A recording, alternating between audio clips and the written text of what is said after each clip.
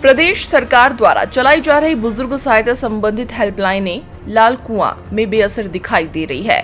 लाल कुआं क्षेत्र में बीते 10 दिन से लापता बुजुर्ग किराना व्यापारी का अब तक कोई पता नहीं लग सका है।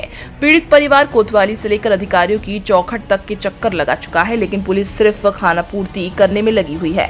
लापता बुजुर्ग किराना व्यापारी के पुत्रों का कहना है कि उनके पिता बीते 10 दिन से लापता है, लेकिन पुलिस उनकी कोई खोजबीन नहीं कर रही है। वहीं पुलिस ने गुमशुदगी की रिपोर्ट तो दर्ज कर ली है, लेकिन जब कोतवाली जाते हैं तो कोतवाली में तैनात अधिकारी उन्हें आश्वासन देकर वापस भेज देते हैं।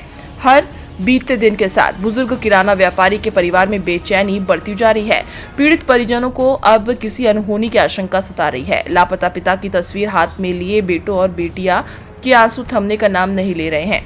इधर पीड़ित परिवार ने नैनीताल जिले के वरिष्ठ पुलिस अधिकारियों से गुहार लगाई है। इधर लापता किराना व्यापारी सुभाष यादव के बड़े पुत्र बबलू यादव और छोटी पुत्री पूनम यादव का कहना है कि उनके पिता 19 अक्टूबर की दोपहर 12 बजे घर से दुकान के लिए गए थे, लेकिन वो दुकान पर नहीं पहुंचे।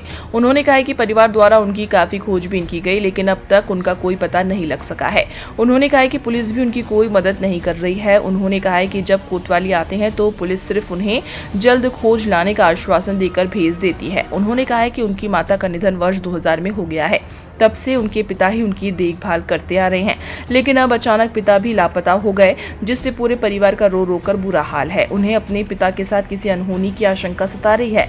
उन्होंने कहा है कि जल्द ही पूरा परिवार वरिष्ठ पुलिस अधीक्षक नैनीताल से मिलेगा तथा उनसे अपने पिता को जल्द ढूंढने की गुहार लगाएगा। सुभाष यादव और 19 तारीख से वो गायब हैं। दिन में 12 बजे से घर से दुकान के लिए निकले थे। लास्ट उनको स्टेशन में देखा गया है उसी दिन। उसके बाद खूब खोजदानी करने के बाद, ढूंढने के बाद थाने में गुमशुदगी की रिपोर्ट कराई है। तब से अभी तक कोई खबर नहीं है।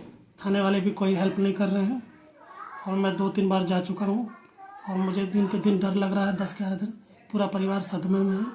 माता जी मेरी पहले इस बार हो गई हैं, पिताजी खो गए हैं, तो सब कोई काम धाम कोई नहीं। मैं माइंडली वैसे डिस्टर्ब हूँ। दुकान किराने की है और 19 तारीख से गायब है। आज 29-30 तारीख हो गई है। पुलिस से गुहार लगाते हैं कि जल्द से जल्द उनको ढूंढ के सबूत कर दे। नहीं कोई खोजबीन कर रहे नहीं तो हमारे पास आते, पूछते पाछते या कहीं जाते करते, कोई बिल्कुल नहीं। लापरवाही कर रही पुलिस, बहुत लापरवाही। मैं ही जा रहा हूँ, तब थाने में ही जा रहा हूँ। मैं ही कह रहा हूँ 3 बार जा चुके। तो आप अधिकारी से ये कहता हूँ जितना लेट होता जा रहा है मुझे डर लग रहा है, कोई आशंका है, कोई चीज़ उनके साथ हो ना जाए, इसलिए जल्द से जल्द सबूत हम ढूंढने की कोशिश करेंगे। जी को 19 तारीख के मेरे पिताजी 12 बजे से गायब है। बाकी सब किसी ने सबसे पूछा गया, किसी ने पुलिस थाने में रिपोर्ट भी लिखाई गई, कुछ भी वहाँ से भी कोई, बस ये कहा जा रहा है मैम हम क्या कर सकते हैं, ना उनके पास मोबाइल है।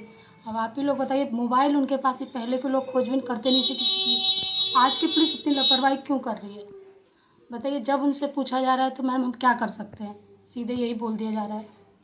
अब हम लोग को भी इतनी शंका, इतना डर लग रहा है कि पापा हमारे कहाँ होंगे, कैसे रह रहे होंगे। एक तो बार उनको स्टेशन के पास देखा गया था, किसी ने हमें बताया भी, शुक्रवार को हमने देखा था वहाँ पर।